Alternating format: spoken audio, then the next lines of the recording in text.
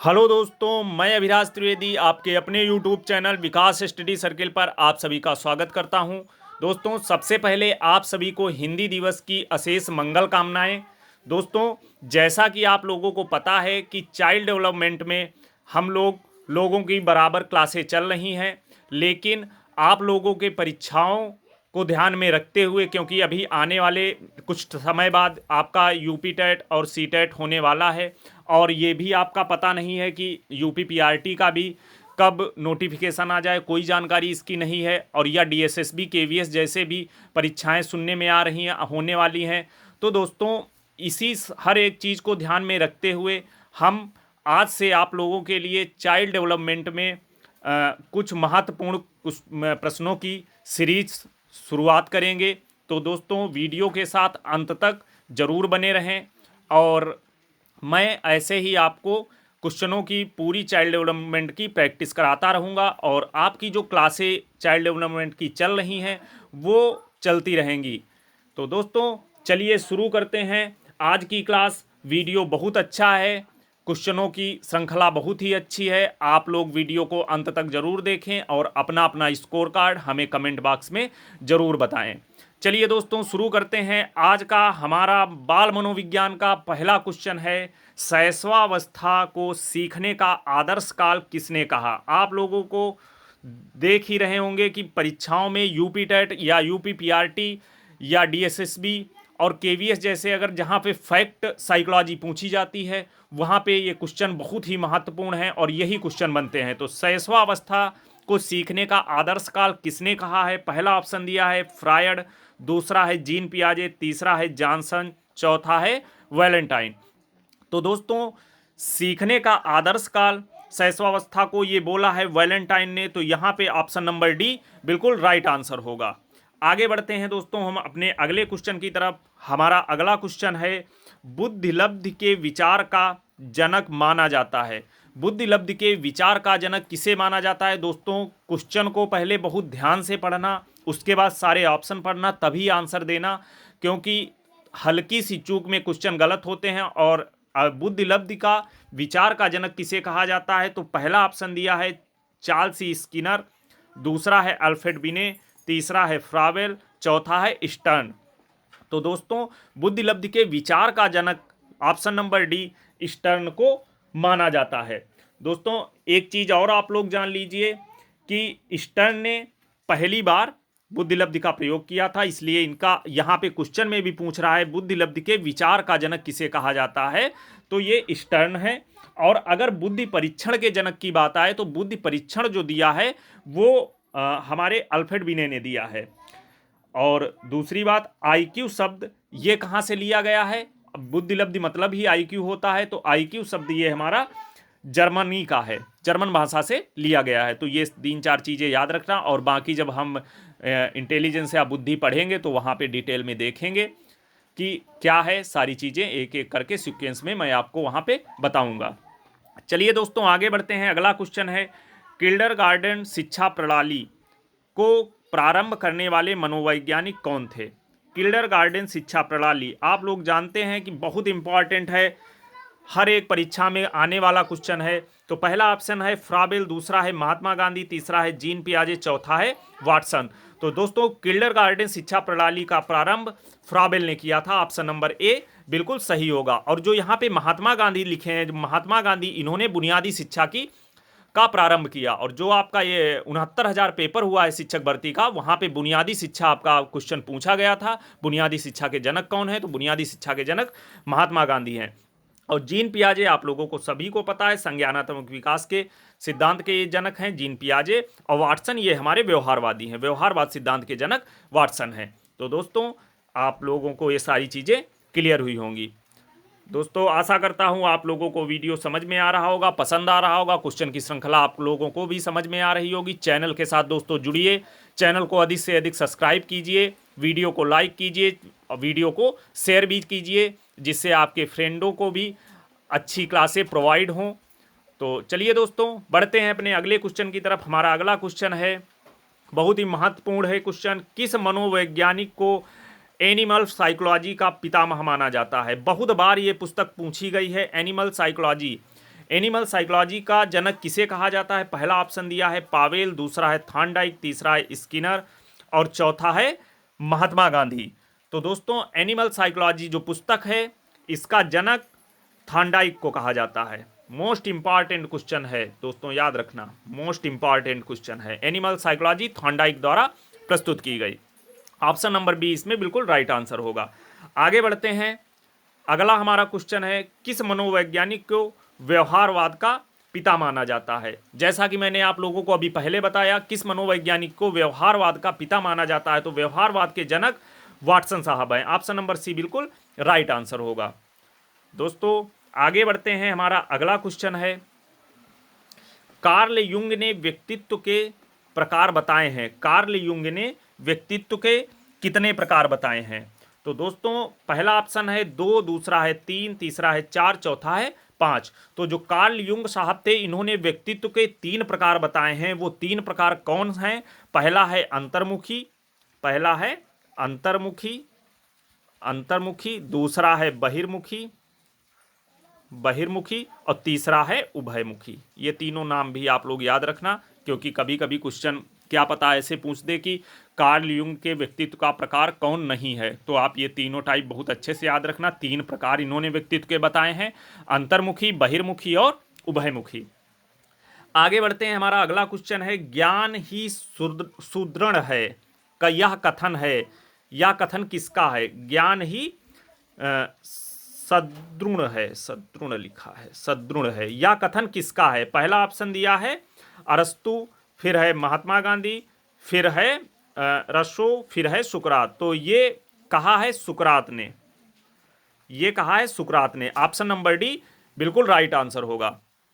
आगे बढ़ते हैं। हमारा अगला क्वेश्चन है, स्याही के धब्बे वाला परीक्षण, स्याही के धब्बों वाला परीक्षण या प्रक्षेपण विधि का निर्माण किस मनोवैज्ञानिक ने किया? आप लोग बीएड बीटीसी में सब लोग पढ़ते आए हैं स्याही धब्बा परीक्षण या प्रक्षेपण विधि। स्याही धब्बा परीक्षण को प्रक्षेपण विधि भी बोलते हैं। ये हरमन रोरसा की है। ये किसकी है? हरमन रोरसा की है। ऑप्शन नंबर ए बिल्कुल यहाँ पे राइट आंसर होगा। और 1-2 परीक्षण आप लोग याद रखिए दोस्तों।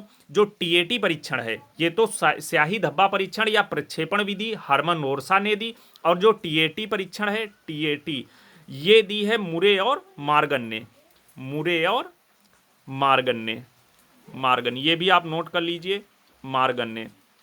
और जो सीएटी परीक्षण है सीएटी ये आपका दिया है बैकल ने। सीएटी किसने दिया है? बैकल ने। सीएटी सॉरी दोस्तों बैकल नहीं, ये बैलक होगा, बैलक होगा। कठिन कठिन नाम है, कन्फ्यूजन वाले हैं दोस्तों। बैलक, बैलक होगा ये, माफ़ी चाहता हूँ दोस्तों, बैकल नहीं ये बैलक होगा। तो याद रखना स्याही धब्बा परीक्षण जो है, स्याही धब्बा परीक्षण दिया है हरमन रोरसा ने, और टीएटी जो परीक्षण है टीएटी परीक्षण किया है मुरे और मार्गन ने, और सीएटी परीक्षण किसने किया है? बैलक ने। दोस्तों आगे बढ़ते हैं। हमारा अगला क्वेश्चन है आज का, मनोविज्ञान को चेतना के विज्ञान के रूप में परिभाषित किया। मनोविज्ञान को चेतना का विज्ञान किसने कहा? मनोविज्ञान को चेतना का विज्ञान किसने कहा? तो दोस्तों पहला ऑप्शन दिया है हल, दूसरा है वुंट, तीसरा है मैस्लो, चौथा है मैकडूगल। तो चेतना का विज्ञान बोला है विलियम वुंट ने। ऑप्शन नंबर बी बिल्कुल राइट आंसर होगा। और जो यहाँ पे मैकडूगल लिखा है इन्होंने मूल प्रवृत्तियां दी, इन्होंने मूल प्रवृत्तियां दी, मूल प्रवृत्तियां। और कितनी मूल प्रवृत्तियां बताई मैकडूगल ने? 14 प्रकार की मूल प्रवृत्तियां बताई और 14 प्रकार के संवेग बताए। और अब्राहम मैस्लो ने इन्होंने मांग का सिद्धांत या पदानुक्रमित सिद्धांत का प्रतिपादन किया। आगे बढ़ते हैं दोस्तों। हमारा अगला क्वेश्चन है, मैस्लो ने प्रेरक के कितने प्रकार बताए हैं? मैस्लो ने प्रेरक के कितने प्रकार बताए हैं?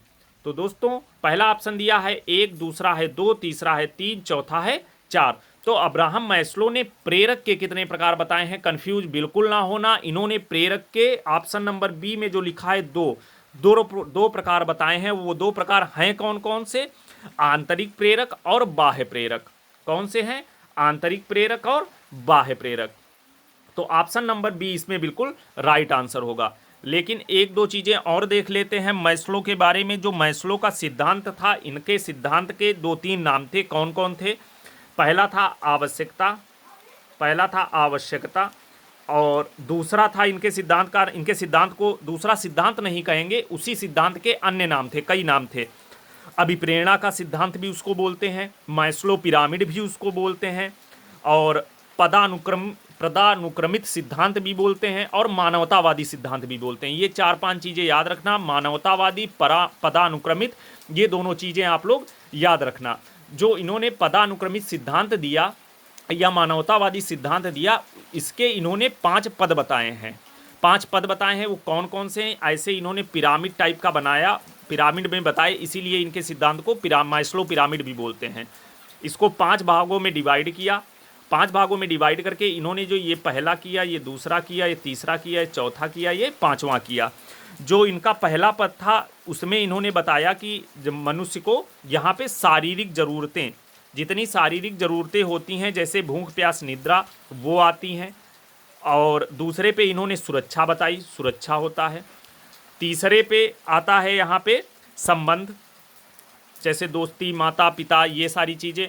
और 5वें नंबर पे बताया है यहाँ पे इन्होंने आत्मसम्मान, और चौथे पे बताया है आत्मसम्मान, और 5वें पे बताया है आत्मसिद्धि। तो दोस्तों इन्होंने 5 पद बताए पदानुक्रमित के अंतर्गत। और बाकी जब हम अब्राहम मैस्लो की थ्योरी पढ़ेंगे, इनसे क्वेश्चन बहुत बनते हैं अब्राहम मैस्लो से, वहाँ पे हम लोग डिटेल में पढ़ेंगे कि अब्राहम मैस्लो के सिद्धांत का क्या नाम है, कैसा है, पूरा वहाँ पे हम आप लोगों को डिटेल में बताएंगे। अभी आप लोग इतना ही याद रखिए कि मैस्लो के प्रेरक कितने हैं, वो 2 हैं, आंतरिक और बाह्य। और इनके पदों की संख्या कितनी है, इन्होंने पद बताए हैं जो पदानुक्रमित सिद्धांत के अंतर्गत, वो 5 पद हैं। पहला उसमें सुरक्षा, पहला है शारीरिक, फिर है सुरक्षा, फिर संबंध, फिर आत्मसम्मान, फिर आत्मसिद्धि। बस इतना ही भी याद रखिए। आगे बढ़ते हैं। हमारा अगला क्वेश्चन है, मनोविश्लेषणवादी सिगमंड फ्रायड कहाँ के निवासी थे? सिगमंड फ्रायड की थ्योरी मैं आप लोगों को पढ़ा चुका हूँ। इन्होंने, सिगमंड फ्रायड ने मनोविश्लेषण सिद्धांत का प्रतिपादन किया, और ये रहने वाले कहाँ के हैं? पहला ऑप्शन दिया जर्मनी, दूसरा है रसिया, तीसरा है ऑस्ट्रिया, चौथा है इटली। तो ये ऑस्ट्रेलिया के रहने वाले थे। ये कहाँ के मनोवैज्ञानिक हैं? ऑस्ट्रेलिया के। तो ये ऑप्शन नंबर सी बिल्कुल राइट आंसर होगा। आगे बढ़ते हैं। हमारा अगला क्वेश्चन है, संज्ञानात्मक विकास सिद्धांत के प्रतिपादक कौन है? बहुत ही आसान क्वेश्चन है, ये भी मैंने आप लोगों को पढ़ाया है। संज्ञानात्मक विकास के प्रतिपादक कौन है? पहला दिया है किलपैट्रिक, फिर है जॉन डीवी, और फिर है जीन पियाजे। तो दोस्तों इसमें ऑप्शन नंबर डी, संज्ञानात्मक विकास का सिद्धांत के जनक जीन पियाजे जी हैं। ऑप्शन नंबर डी बिल्कुल सही होगा। आगे बढ़ते हैं। हमारा अगला क्वेश्चन है, योजना विधि या मेथड ऑफ प्लानिंग के प्रवर्तक कौन है? योजना विधि किसके द्वारा प्रतिपादित की गई? योजना विधि के प्रवर्तक कौन माने जाते हैं? पहला ऑप्शन दिया है आशुबेल, दूसरा है मॉन्टेसरी, तीसरा है किलपैट्रिक, चौथा है फ्रायड। तो दोस्तों योजना विधि, मेथड ऑफ प्लानिंग, ये किलपैट्रिक की है। ऑप्शन नंबर बी यहाँ पे बिल्कुल राइट आंसर होगा।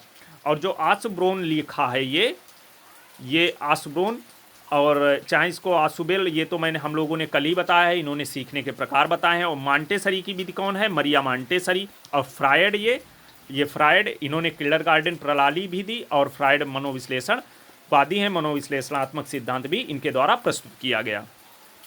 आगे बढ़ते हैं दोस्तों। हमारा अगला क्वेश्चन है, बुद्धिलब्धि बराबर मानसिक आयु बटे वास्तविक आयु इंटू 100 के सूत्र किस मनोवैज्ञानिक ने दिया? अभी एक पहले क्वेश्चन आया था, वहाँ पे मैंने बताया था कि बुद्धि का सबसे पहले विचार स्टर्न के अंदर आया, और बुद्धिलब्धि परीक्षण का जनक किसे कहा जाता है? तो बिने को कहा जाता है। लेकिन जो बुद्धिलब्धि सूत्र है, मानसिक आयु बटे वास्तविक आयु इंटू 100, ये दिया किसने? ये दिया है टर्मन ने। ऑप्शन नंबर सी बिल्कुल राइट आंसर होगा आपका। सूत्र किसके द्वारा दिया गया बुद्धिलब्धि का? ये टर्मन के द्वारा दिया गया। आगे बढ़ते हैं। हमारा अगला क्वेश्चन है, उद्दीपन प्राणी अनुक्रिया यानी कि एसओआर का सूत्र किस मनोवैज्ञानिक ने प्रस्तुत किया? याद रखना, क्वेश्चन को बहुत ध्यान से पढ़ना। ये सूत्र किसके द्वारा प्रस्तुत किया गया? पहला ऑप्शन है कार्ल हल, दूसरा है रोरसा, तीसरा है मैकडूगल, चौथा है टर्मन। तो दोस्तों ये सूत्र ऑप्शन नंबर ए बिल्कुल राइट आंसर होगा। कार्ल हल द्वारा ये सूत्र प्रस्तुत किया गया। 2-4 चीज़ें और इसमें हैं, हम लोग जान लेते हैं। एसओआर थ्योरी जो है, एसओआर थ्योरी ये किसने दी? ये एसओआर थ्योरी दी है आपकी वुडवर्थ ने, ये दी है वुडवर्थ ने, वुडवर्थ। और एक चीज़ याद रखना, जो ये वुडवर्थ थे ये गेस्टाल्टवादी थे, ये गेस्टाल्टवादी थे। कहीं कहीं आपको वुडवर्थ नहीं मिलेगा गेस्टाल्टवादी, कहीं कहीं आप लोगों को वुडवर्थ नहीं मिलेगा लिखा हुआ। ये लिखा हुआ ऑप्शन में होगा कि एसओआर थ्योरी किसने दी, ऑप्शन में गेस्टाल्टवाद लिखा होगा या गेस्टाल्टवादी लिखा होगा, तो वहाँ पे वो ऑप्शन बिल्कुल आपका सही होगा। और दोस्तों एक चीज़ मैं आपको बताऊं कि एसआर थ्योरी, एसआर थ्योरी जो है ये थॉर्नडाइक द्वारा प्रस्तुत की गई है, ये थॉर्नडाइक द्वारा प्रस्तुत की गई है। एसओआर वुडवर्थ द्वारा और एसआर थ्योरी ये थॉर्नडाइक द्वारा प्रस्तुत की गई है। और आरएस थ्योरी जस्ट इसका अपोजिट, आरएस थ्योरी ये स्किनर द्वारा, ये स्किनर द्वारा, ये चीज़ें आप लोग नोट कर लेना, ये स्किनर द्वारा। और सीआर थ्योरी, सीआर थ्योरी ये पावलॉव द्वारा, पावलॉव। ये चारों पांचों चीज़ें आप लोग अच्छे से याद रखना। बाकी जब हम लोग इनको पावलॉव, स्किनर, थॉर्नडाइक वगैरह को पढ़ेंगे तो वहाँ हम एक एक चीज़ आप लोगों को अच्छे से बताएंगे। आगे बढ़ते हैं, हमारा अगला क्वेश्चन है नकारात्मक प्रेरणा को क्या कहते हैं। नकारात्मक प्रेरणा को क्या कहते हैं। पहला ऑप्शन दिया है आंतरिक, दूसरा है प्रभाव, तीसरा है बाह्य प्रेरणा, चौथा है कोई नहीं। तो दोस्तों ऑप्शन नंबर सी बाह्य प्रेरणा बिल्कुल सही आंसर होगा। नकारात्मक प्रेरणा को बाह्य प्रेरणा भी कहा जाता है, तो ऑप्शन नंबर सी इसमें बिल्कुल राइट आंसर होगा। आगे बढ़ते हैं दोस्तों, हमारा अगला क्वेश्चन है क्रिया को प्रारंभ करने, जारी रखने और नियमित रखने की प्रक्रिया कहलाती है। क्रिया को प्रारंभ करने, जारी रखने और नियमित रखने की प्रक्रिया क्या कहलाती है। पहला दिया है अधिगम, दूसरा है सृजन, तीसरा है संतुलन, चौथा है अभिप्रेरणा। मोस्ट इंपॉर्टेंट क्वेश्चन है दोस्तों, मोस्ट इंपॉर्टेंट, बहुत बार परीक्षाओं में पूछा गया है, 2 से 3 बार। तो इसमें ऑप्शन नंबर डी अभिप्रेरणा, मोटिवेशन बिल्कुल राइट आंसर होगा। आगे बढ़ते हैं, हमारा अगला क्वेश्चन है अभिप्रेरणा के संदर्भ में भूख क्या है। अभिप्रेरणा के संदर्भ में भूख क्या है। पहला ऑप्शन दिया है आवश्यकता, दूसरा है अंतर्नोद, तीसरा है प्रेरण, चौथा है उद्देश्य। तो दोस्तों अभिप्रेरणा के संबंध में जो ये भूख है ये क्या है, इसमें ऑप्शन नंबर बी अंतर्नोद बिल्कुल राइट आंसर होगा। बाकी दोस्तों आवश्यकता, प्रेरण, उद्देश्य ये हम लोग जब आगे थ्योरी पढ़ेंगे डिटेल में, अभिप्रेरणा की क्या अंतर्नोद होता है, क्या प्ररोध होता है, क्या चालन होता है, एक एक चीज़ें मैं आप लोगों को बहुत अच्छे से डिटेल में बताऊंगा। दोस्तों आशा करता हूं आप लोगों को चीज़ें समझ में आ रही होंगी। आगे बढ़ते हैं, हमारा अगला क्वेश्चन है अभिप्रेरणा के आनुवंशिकी पैटर्न सिद्धांत के प्रतिपादक कौन हैं। अभिप्रेरणा के आनुवंशिकी पैटर्न सिद्धांत के प्रतिपादक कौन हैं, इसके प्रतिपादक कौन है। ऑप्शन दिया है मैस्लो, तीसरा है सेल्डन, तीसरा है एडलर, चौथा है लारेंज। तो आनुवंशिकी पैटर्न सिद्धांत दोस्तों लारेंज द्वारा प्रस्तुत किया गया। कभी आप मास्लो ना लगाना, अभिप्रेरणा देख के गलत हो जाएगा क्वेश्चन। जो आनुवंशिकी पैटर्न सिद्धांत है अभिप्रेरणा का, ये लारेंज द्वारा प्रस्तुत किया गया। तो ऑप्शन नंबर डी इसमें बिल्कुल राइट आंसर होगा। आगे बढ़ते हैं, आज का हमारा अगला और अंतिम क्वेश्चन है दोस्तों